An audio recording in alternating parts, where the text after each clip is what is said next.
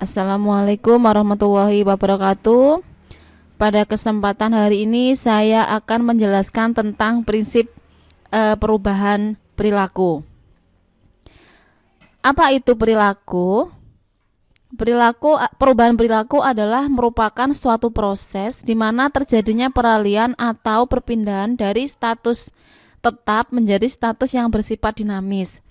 Artinya dapat menyesuaikan diri dengan lingkungan yang ada.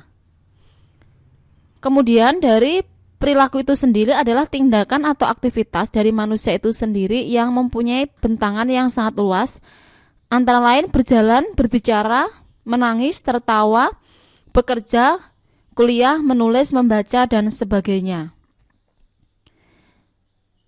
Kemudian untuk menurut Skinner, seperti yang dikutip oleh Noto Atmojo tahun 2003, bahwa behavior theory yaitu stimulus, respon, dan reinforcement. Bentuk perilaku itu ada dua. Yang pertama perilaku tertutup, yang kedua adalah perilaku terbuka. Yang dimaksud dengan perilaku tertutup adalah respon seseorang terhadap stimulus dalam perilaku tertutup, sehingga sikap yang terjadi belum bisa diamati secara jelas oleh orang lain. Kemudian kalau perilaku terbuka adalah respon seseorang terhadap stimulus dalam tindakan nyata sehingga mudah dipahami oleh orang lain. Kemudian perilaku diklasifikasikan menjadi 3 kelompok. Yang pertama adalah perilaku memelihara kesehatan, yang kedua perilaku pencarian atau penggunaan sistem fasilitas kesehatan, sering disebut sebagai perilaku pencairan pengobatan. Kemudian yang ketiga adalah perilaku kesehatan lingkungan.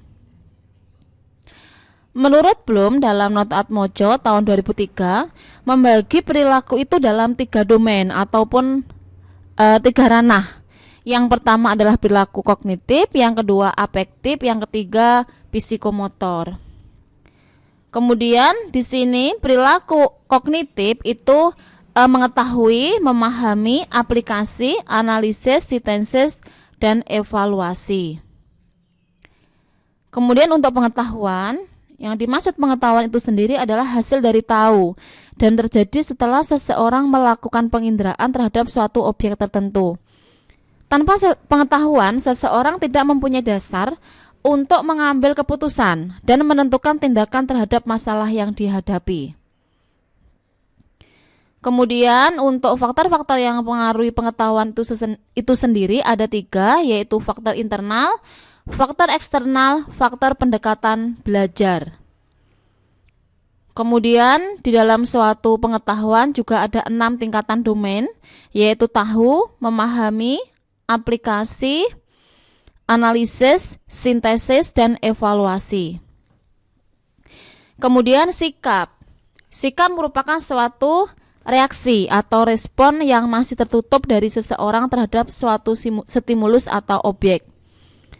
Sikap terdiri dari berbagai tingkatan, ada menerima, merespon, menghargai, bertanggung jawab.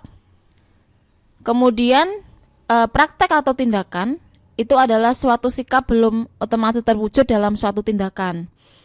Kemudian untuk mewujudkan suatu sikap menjadi suatu perbuatan yang nyata diperlukan faktor pendukung atau suatu kondisi yang memungkinkan, antara lain adalah fasilitas dan faktor dukungan.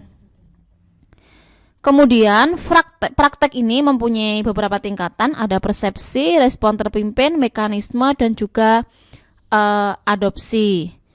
Kemudian untuk pengukuran perilaku adalah wawancara terhadap kegiatan yang telah dilakukan beberapa jam, hari, atau bulan yang lalu. Kemudian pengukuran secara langsung, yakni dengan mengobservasi tindakan atau kegiatan responden. Kemudian Roger dikutip dalam suatu Noto Atmojo mengadopsi perilaku baru di dalam diri orang tersebut terjadi proses berurutan, yakni yang pertama yaitu kesadaran, yang kedua tertarik, yang ketiga evaluasi, yang keempat mencoba, yang kelima menerima. Kemudian kita masuk dalam suatu determinan perilaku. Menurut Lauren Green, faktor perilaku ditentukan dibentuk oleh 3 faktor. Ada predisposing faktor, ada faktor pendukung, dan juga faktor pendorong.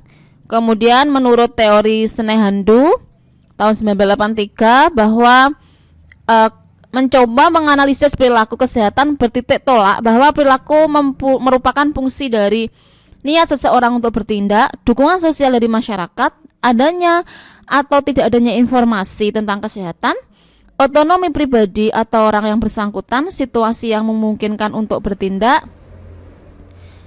Kemudian kalau menurut WHO tahun 1984 menganalisis bahwa yang menyebabkan perilaku seseorang adalah pemikiran dan perasaan, tokoh penting sebagai panutan, sumber-sumber daya, dan juga perilaku normal kebiasaan. Kemudian ini adalah contoh dari suatu penelitian perilaku. Di sini adalah pengetahuan ibu tentang ASI, sikap ibu terhadap ASI, perilaku tokoh panutan, kondisi ekonomi, tidak ada waktu untuk menyusui, kebiasaan atau kebudayaan. Itu dihubungkan dengan perilaku pemberian ASI. Ini adalah bentuk-bentuk perubahan perilaku, adanya terpaksa, meniru, dan juga menghayati. Jadi dalam suatu proses perubahan perilaku itu seseorang harus melewati beberapa fase.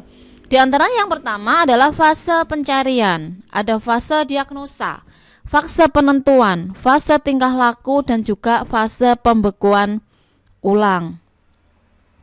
Kemudian cara perubahan perilaku dengan cara paksaan, dengan cara memberi imbalan, dengan membina hubungan baik, dengan menanamkan kesadaran dan motivasi, dengan menunjukkan contoh-contoh pada individu dalam organisasi untuk melakukan tindakan tertentu yang diinginkan oleh organisasi tersebut.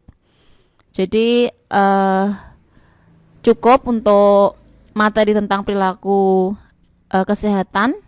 Jadi untuk penutupnya, kebahagiaan terbesar kita tidak tergantung pada suatu hidup di mana kita berada, tapi selalu dari hasil kesadaran yang baik, kesehatan yang baik, pekerjaan, dan kebebasan dari semua tujuan. Oke, terima kasih, thank you. Assalamualaikum warahmatullahi wabarakatuh.